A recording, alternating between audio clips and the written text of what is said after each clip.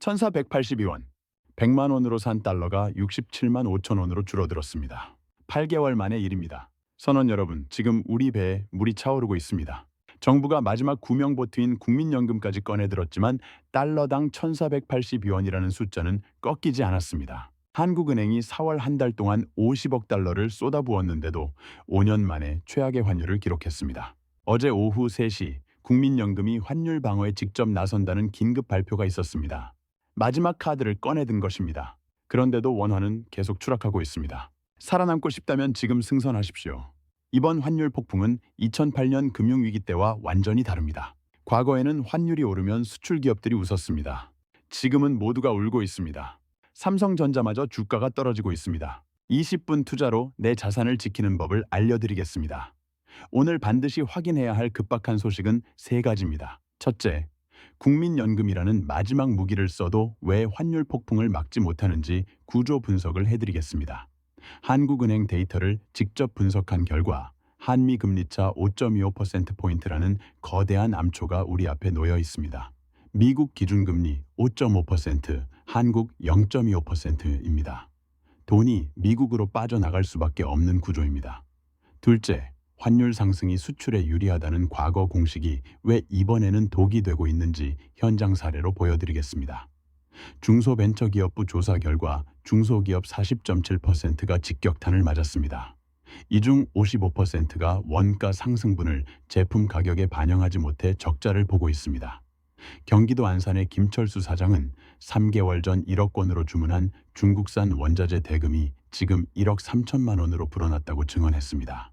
셋째, 더 거센 파도가 몰려올 때 개인이 당장 실행할 수 있는 구체적 방어 전략 3가지를 제시하겠습니다. 환율 연동자산 점검법, 달러 분산 투자 황금 비율, 그리고 긴급 현금 확보 방법까지 단계별로 알려드리겠습니다. 끝까지 보셔야 하는 이유가 있습니다. 1,500원대 진입 가능성과 개인 자산 보호 타이밍을 놓치면 더 큰 손실이 기다리고 있기 때문입니다. 우리 배에 탄 선원들에게는 조기 경보 시스템을 가동합니다. 환율이 1,500원을 돌파하기 전에 추가 금리 인상 소식이 들려오기 전에 미리 알려드리겠습니다. 승선해 두십시오. 지금 보고 계신 1,482원은 시작일 뿐입니다. 골드만삭스는 내년 1분기 1,520원을 전망했고 일본 노무라 증권은 1,550원까지 올라갈 수 있다고 경고했습니다. 하지만 정부의 환율 방어 작전에는 치명적 한계가 드러나고 있습니다. 한국은행의 4월 외환 보유액이 4,141억 달러로 5년 만에 최저치를 기록했습니다. 한 달 만에 50억 달러가 증발한 것입니다. 국가 차원의 달러 탄약고가 바닥을 보이고 있습니다. 더 심각한 문제는 국민연금마저 환율 방어에 동원되고 있다는 점입니다. 국민연금공단이 해외 투자 자금을 국내로 송환하여 원화를 사들이는 방식입니다. 그런데 이는 일회성 처방일 뿐입니다. 구조적 압력이 계속되는 한 효과는 제한적일 수밖에 없습니다. 자, 항해 일지를 본격적으로 펼쳐봅시다. 두 척의 배를 비교해 보겠습니다. 2008년 글로벌 금융위기 때와 지금의 결정적 차이점입니다. 2008년 당시 환율이 950원에서 1,570원까지 치솟았을 때 현대자동차 주가는 오히려 30% 올랐습니다. 수출 경쟁력이 급상승했기 때문입니다. 그런데 지금은 정반대입니다. 현대차 주가가 환율 상승과 함께 12% 떨어졌습니다. 무슨 일이 벌어진 것일까요? 핵심은 글로벌 공급망의 구조적 변화입니다. 15년 전 현대차는 국내에서 생산한 완성차를 그대로 수출했습니다. 원자재비가 전체 생산비의 30%에 불과했고 대부분 국내에서 조달 가능했습니다. 하지만 지금은 완전히 다릅니다. 전기차 핵심 부품인 배터리, 반도체, 고급 철강제의 70% 이상을 해외에서 달러로 사와야 합니다. 환율이 오를수록 원가 부담이 커지는 구조로 바뀐 것입니다. 더 놀라운 데이터가 있습니다. 한국은행 산업연관표에 따르면 우리나라 제조업의 해외 의존도가 2008년 35.2%에서 2023년 52.8%로 급증했습니다. 제조업체 2곳 중 한 곳은 원자재의 절반 이상을 해외에 의존하고 있다는 뜻입니다. 더 충격적인 사례가 있습니다. 부산에서 자동차 부품을 만드는 중소기업 대성정밀의 김철수 대표 이야기입니다. 직원 45명 규모의 이 회사는 지난해까지만 해도 월 3억 원 매출에 순이익 2천만 원을 안정적으로 올렸습니다. 그런데 환율이 1,300원을 넘기 시작하면서 모든 게 뒤바뀌었습니다. 김 대표가 만드는 브레이크 부품에는 독일산 특수강이 필수입니다. 한국에서는 생산하지 않는 소재입니다. 환율이 100원 오를 때마다 이 소재 가격이 부품 하나당 800원씩 뛰었습니다. 문제는 납품받는 현대모비스가 단가 인상을 거부한다는 점입니다. 3년 계약이라며 다른 업체를 찾겠다고 통보했습니다. 김 대표는 선택의 여지가 없었습니다. 마진을 깎아먹으며 버티거나 회사 문을 닫거나 둘 중 하나였습니다. 지금 김 대표는 한 달에 1,200만 원씩 적자를 보고 있습니다. 6개월치 운영자금 7억 원이 이미 바닥났습니다. 직원들 월급을 주기 위해 개인 집을 담보로 대출까지 받았습니다. 중소벤처기업부 조사에 따르면 이런 중소제조업체가 전체의 58%에 달합니다. 반대로 살아남는 기업도 있습니다. 성남의 게임 회사 크래프톤입니다. 배틀그라운드로 유명한 이 회사는 매출의 72%가 해외에서 나옵니다. 모두 달러와 유로로 받습니다. 하지만 직원 월급과 사무실 임대료는 원화로 냅니다. 환율이 1,300원에서 1,400원으로 오르자 크래프톤의 분기 매출이 원화 기준 15% 증가했습니다. 같은 달러를 벌어도 원화로 바꾸면 더 많이 받게 된 것입니다. 주가도 6개월 새 28% 뛰었습니다. 이 대비가 보여주는 진실은 명확합니다. 같은 환율 상승이라도 기업마다 천국과 지옥이 갈린다는 것입니다. 그런데 진짜 폭풍은 이제부터입니다. 미국 연방준비제도가 새로운 신호를 보내고 있기 때문입니다. 파월 의장은 지난 12월 연방공개시장위원회에서 내년 금리 인하 횟수를 2회로 줄인다고 발표했습니다. 당초 4회 인하 예상에서 절반으로 줄어든 것입니다. 트럼프 재집권 이후 인플레이션 우려가 다시 고개를 들고 있습니다. 중국산 제품에 60% 관세를 부과하겠다는 공약이 현실화되면 미국 물가가 다시 오를 가능성이 큽니다. 이 경우 연준은 금리를 다시 올려야 할 상황에 놓입니다. 골드만삭스는 최근 보고서에서 한국 원화가 내년 말 1,500원까지 하락할 수 있다고 전망했습니다. 이 예측이 맞다면 지금보다 200원 더 떨어지는 것입니다. 레이더에 포착된 또 다른 위험 신호가 있습니다.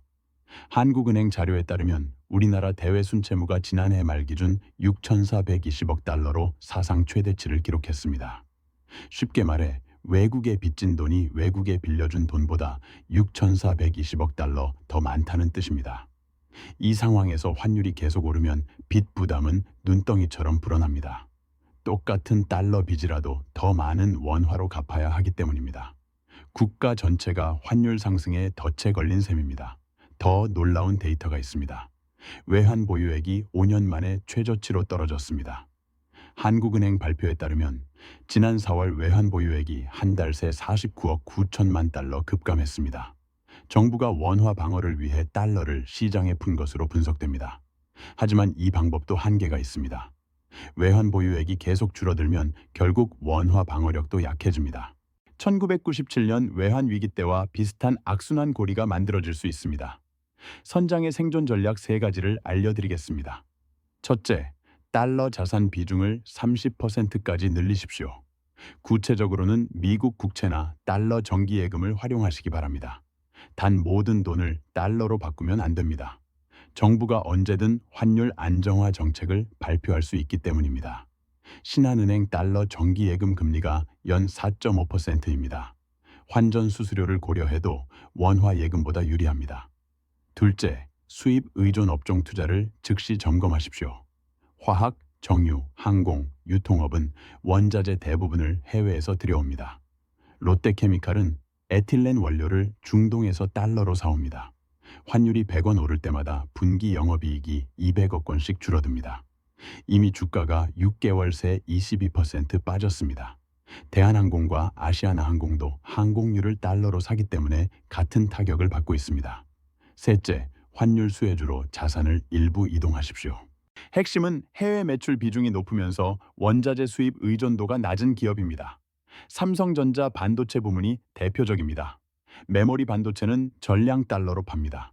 하지만 인건비와 전력료는 원화로 냅니다. 환율이 100원 오를 때마다 분기 영업이익이 1조 원씩 늘어납니다. 조선업도 마찬가지입니다.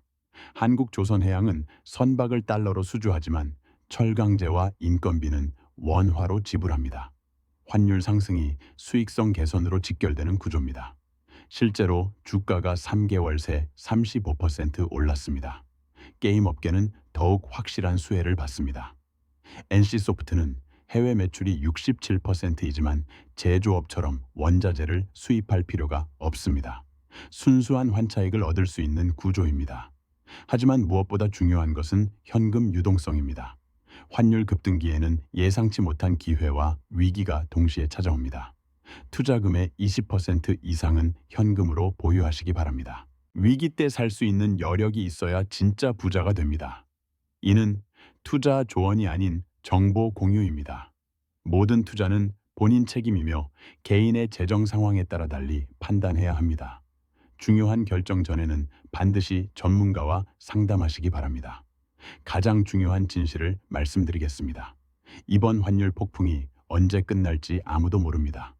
2008년처럼 1년 만에 진정될 수도 있고 1980년대처럼 수년간 지속될 수도 있습니다. 확실한 것은 준비된 자만이 살아남는다는 점입니다. 선원 여러분은 어떤 방법으로 대비하고 계십니까? 댓글로 알려주십시오. 서로의 지혜를 나누며 함께 이 폭풍을 헤쳐나가야 합니다. 폭풍이 몰아치는 지금 정확한 정보만이 생존의 열쇠입니다. 살아남고 싶다면 승선하십시오. 종을 울려두시면 다음 암초 정보를 가장 먼저 전해드리겠습니다. 이 경고가 도움이 됐다면 닻을 내려주십시오. 더 많은 선원에게 전해져야 합니다.